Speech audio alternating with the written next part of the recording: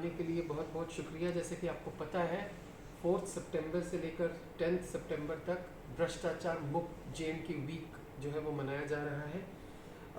इस वीक के दौरान काफ़ी एक्टिविटीज़ प्लान की गई हैं। ऑर्डर्स हमने इशू किए थे जब GAD का सर्कुलर आया था कि इसमें हमारे फोकस एरियाज़ क्या होंगे, और उसी हवाले से आज के दिन सैटरडे के दिन जो डिप्टी कमिश्नर्स हैं उनको अभी तक की जो हमने एक्टिविटीज़ की हैं भ्रष्टाचार मुक्त JNK अभियान में, उसके बारे में मीडिया को ब्रीफ करना था। मुझे ये बताते हुए बहुत खुशी हो रही है कि इस हफ्ते में अभी तक पिछले 5 दिनों से लोगों का ओवरवेलमिंग रिस्पांस आया है।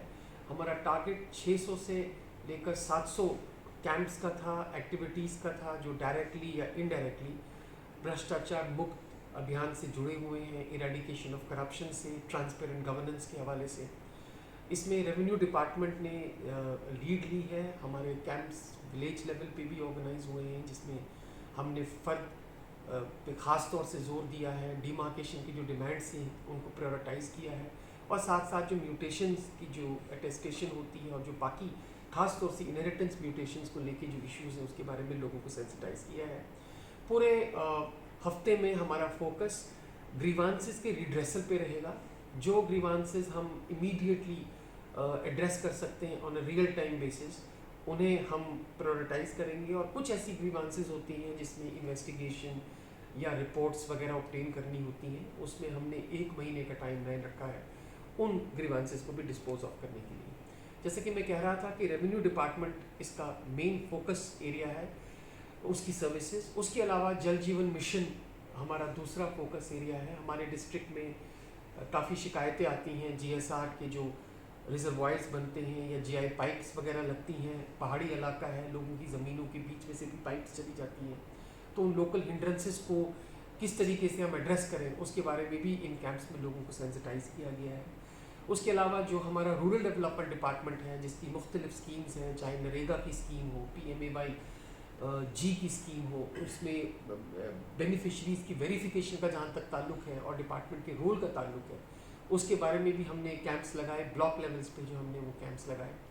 हमारा एक काउंटर भी हमने डिस्ट्रिक्ट लेवल पर इस्टेब्लिश किया था। सोशल मीडिया पे हमें काफ़ी ग्रीवांसेस आती हैं, वो भ्रष्टाचार मुक्त अभियान के बगैर भी हमें टैग किया जाता है, और हमारी कोशिश होती है कि उन तमाम कंप्लेंट्स को एड्रेस करें। बेसिक ऑब्जेक्टिव इस हफ्ते का ये है कि हम करप्शन के जितने ज़रिए हैं उनको इरेडिकेट करें, और हमारी कोशिश है कि डिजिटल सर्विसेज को प्रमोट करें। मुझे ये कहते हुए बहुत खुशी हो रही है कि हमारा जो भ्रष्टाचार मुक्त अभियान जो था वो डिजिटल वीक के साथ साथ चला। डिजिटल वीक हमारा 31 अगस्त से लेकर 6 सितंबर तक चला, और उसमें मुझे ये बताते हुए भी बहुत खुशी होती है कि 612 सर्विसेज जो हैं डिस्ट्रिक्ट रामबन में मुख्तलिफ डिपार्टमेंट्स की, वो हम ऑनलाइन जो है मोड में दे रहे हैं। हमने लोगों तक ये बात पहुंचाने की कोशिश की डिजिटल वीक के हवाले से कि you don't have to be tech savvy to avail digital services.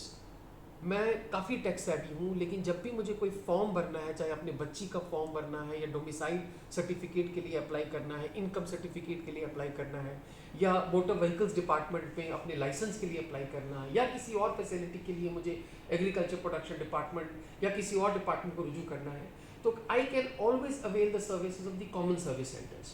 तो हमने कॉमन सर्विस सेंटर्स को भी इसमें एक चैलेंजिंग टास्क दिया है, ताकि they reach out to the people. उनके VLEs जो हैं वो उसी तरीके से अपनी पंचायत में जाने पहचाने जाएं जैसे लंबरदार, चौकीदार, सरपंच, नायब सरपंच सारे जाने जाते हैं, क्योंकि उनका रोल डिजिटल सर्विसेज को कामयाब कराने में बहुत बहुत अहम है। अगर आप पूरा स्पिरिट देखेंगे डिजिटल वीक का और भ्रष्टाचार मुक्त का, तो आप देखेंगे कि ये 2 facets of the same coin है। हमारी कोशिश है कि हमारे दफ्तरों में लोग ना आए, घर बैठे बैठे उन्हें सर्विसेज मिले। पब्लिक सर्विसेज गारंटी एक्ट की जो टाइमलाइंस हैं उनके बीच में भी सर्विसेज मिले।